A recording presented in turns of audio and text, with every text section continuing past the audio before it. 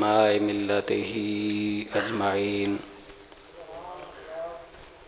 أما بعد فأعوذ بالله من الشيطان الرجيم. بسم الله الرحمن الرحيم.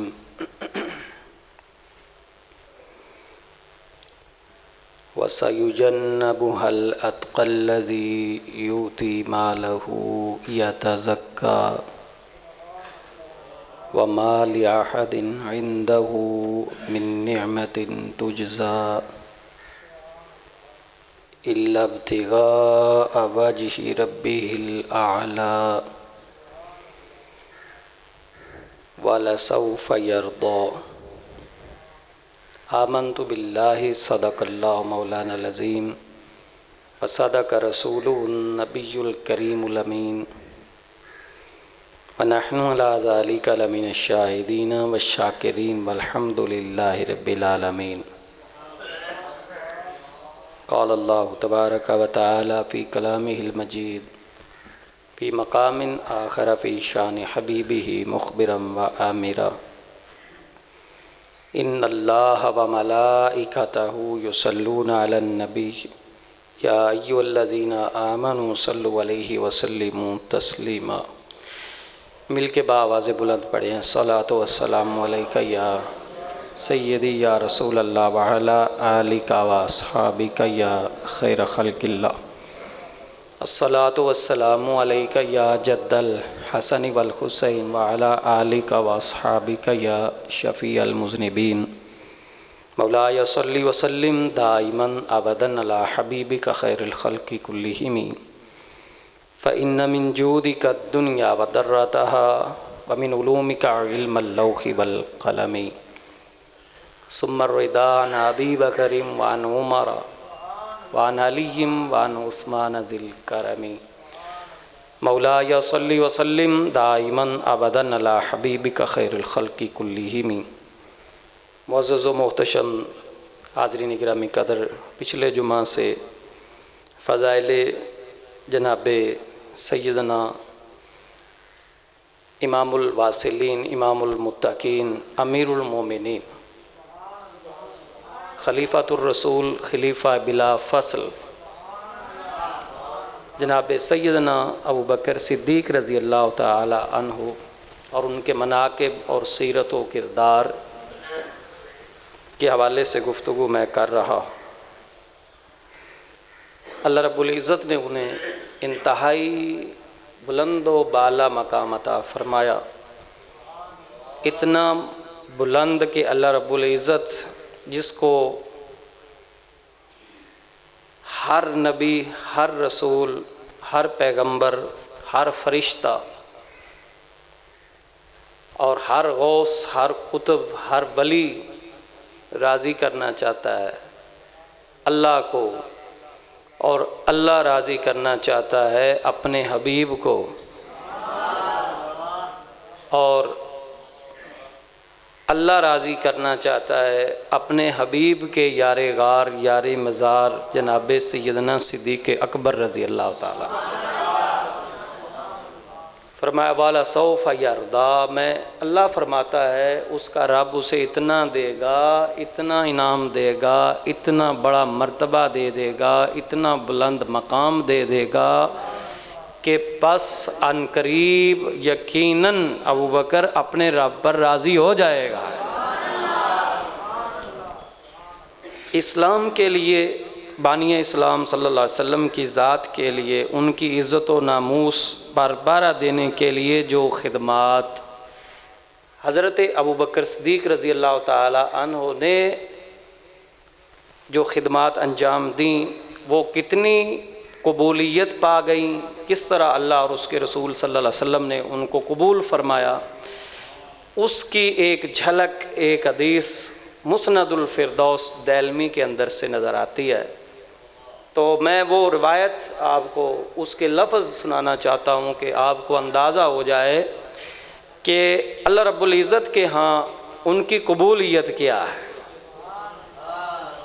رسول اکرم شفیع معظم تاجدار جناب احمد مجتبیٰ محمد مصطفیٰ علیہ تحیات و ثنا، آپ کے ہاں ان کی قبولیت کا درجہ کیا ہے اس کا اندازہ ہو جائے، اس کے لیے میں مسند الفردوس دیلمی کی ایک حدیث کے کلمات آپ کے سامنے رکھنا چاہتا ہوں۔ حضرت سہل ابن سعد رضی اللہ تعالیٰ عنہ، یہ صحابی رسول ہیں، سب کا یہ رضی اللہ تعالیٰ عنہ۔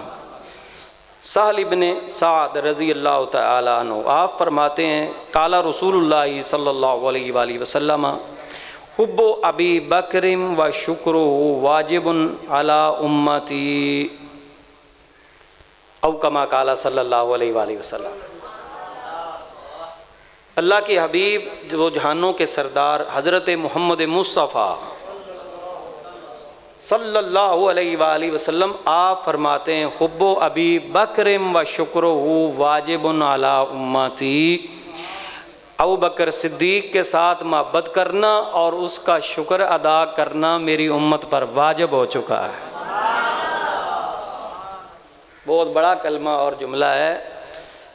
ایک حدیث میں آتا ہے کہ نبی علیہ السلام کا فرمان ہے من لم یشکر الناس لم یشکر اللہ، جو لوگوں کا شکریہ ادا نہ کرے وہ اللہ کا شکر گزار بندہ بھی نہیں بن سکتا۔ مثلا ماں باپ ہیں تو بندے کو ان کا شکر گزار رہنا چاہیے۔ اگر کسی کے مشائخ ہیں، پیران اعظام ہیں، کسی کو وہ یعنی اپنا رہبر و رہنما مان چکا ہے، یا اساتذہ کرام ہوتے ہیں جو بندے کو چلنا سکھاتے ہیں، اٹھنا بیٹھنا سکھاتے ہیں، تعلیم و تربیت بندے کی کرتے ہیں، اساتذہ ہوتے ہیں، مشائخ ہوتے ہیں، بڑے لوگ ہوتے ہیں جنہیں ہم بڑا سمجھتے ہیں، مانتے ہیں، تو یہ بھی اللہ کا انعام ہے کہ ماں باپ اچھی تربیت کرنے والے مل جائیں، لا الہ الا اللہ محمد رسول اللہ پڑھانے والے اور سکھانے والے ہو جائیں۔ فطرت پر بندہ پیدا ہوتا ہے۔ نبی علیہ السلام فرماتے حدیث بخاری شریف کے اندر موجود ہے ما من مولود الا یولد علی الفطرۃ فابواہ یحودانہ وینصرانہ ویمجسانہ او کما قال صلی اللہ علیہ وآلہ وسلم، کہ بندہ فطرت پر پیدا ہوتا ہے، اس کے اندر ایک گویا چنگاری ہے، ایمان کی حرارت ہے، لیکن ماں باپ کی کارستانی ہوتی ہے، یعبدانہ اسے وہ یہودی بنا دیتے ہیں، او ینصرانی یا پھر اسے عیسائی بنا دیتے ہیں، او یمجسانی یا اسے آتش پرست آگ کا پجاری بنا دیتے ہیں۔ تمہیں مبارک ہو، ہم سب کو مبارک ہو، ہمارے ماں باپ نے یہودی عیسائی نہیں بنایا ہے، ہمیں کلمہ پڑھا کر مسلمان بنایا ہے۔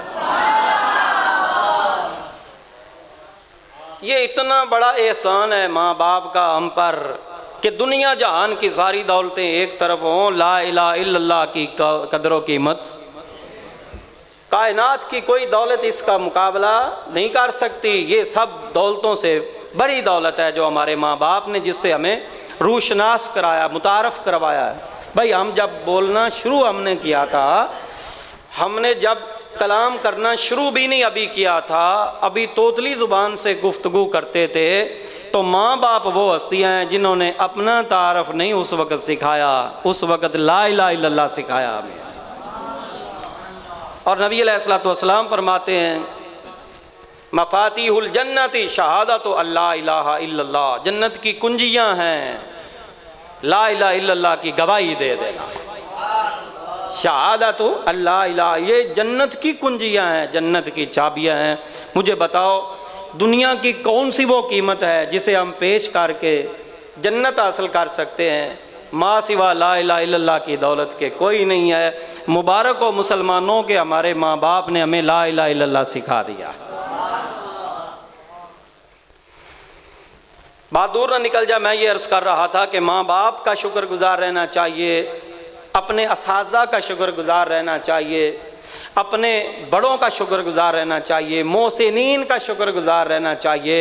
تو اس حدیث سے ثابت ہوا کہ حضرت، جملہ میں نے ایک ہی عرض کرنا ہے، حضرت جناب امیر المومنین سیدنا ابو بکر صدیق محسن امت محمدیہ ہے۔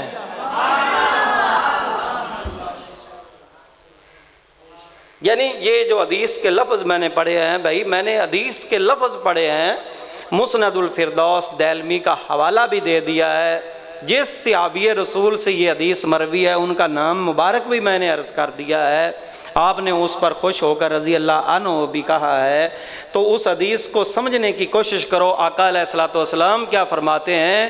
ابو بکر کے ساتھ محبت کرنا بھی میری امت پر واجب ہے، اور ابو بکر میری امت کے لیے محسن ہے، اس محسن کا شکریہ ادا کرنا بھی میری امت پر واجب ہے۔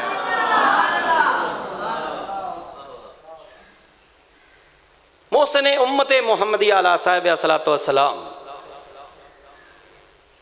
اس لیے پھر ہم کہتے ہیں بیاں کب ہو کسی سے مرتبہ صدیق اکبر کا، بیاں کب ہو کسی سے مرتبہ صدیق اکبر کا، یہ لفظ تو سارے مل کر ساتھ پڑھے نا، بیاں کب ہو کسی سے مرتبہ، بیاں کب ہو کسی سے مرتبہ۔ ہم حدیث پر عمل کر رہے ہیں دوستو، ہم حدیث پر عمل کر رہے ہیں۔ حضور علیہ السلام نے فرمایا ابو بکر سے محبت کرنا بھی واجب ہے اور ان کا شکریہ ادا کرنا بھی واجب ہے، تو ہم کیا انہیں کوئی بینک بیلنس دے سکتے ہیں یا کوئی جگیر ان کے نام کر سکتے ہیں؟ نہیں، محبت میں آ کر اس شکرانہ نعمت کے طور پر اس عظیم ہستی محسن امت محمدیہ کے لیے ہم شکریہ یوں ادا کر سکتے ہیں کہ بیک زبان ان کی عظمت کے گن گانا شروع کر دیں۔ آؤ پھر پڑھیں بیاں کب ہو کسی سے مرتبہ، بلند آواز سے پڑھو، بیاں کب ہو کسی سے مرتبہ کہ ہے خود یار محبوب خدا صدیق، کہ ہے خود یار محبوب خدا، بیاں کب ہو کسی سے مرتبہ صدیق اکبر کا کہ ہے خود یار محبوب خدا، نبی کے بعد دنیا میں ہے افضل آپ کا درجہ، نبی کے بعد دنیا میں ہے افضل آپ کا درجہ۔ کوئی بے وقوف یہ نہ کہہ دے کہ یہ تو شاعر کے شعر ہیں، بھئی یہ جو نبی کے بعد دنیا میں ہے افضل آپ کا درجہ، یہ شاعر کا تخیل اور اس کی نظم صرف نہیں ہے۔ میں نے ایک ہستی کا نام لینا اور آپ جھوم جائیں گے۔ یہ جو شعر کے اندر ڈال کر مفہوم بیان کیا گیا نا، وہ قول ہے جناب شیر خدا اخ رسول زوج بطول حضرت علی المرتضیٰ شیر خدا۔ اور حوالہ اس کا، حوالہ بھی آپ تم کہو گے حوالہ اس کا، حوالہ اس کا حدیث کی کتابوں میں سے سب سے معتبر، سب سے مستند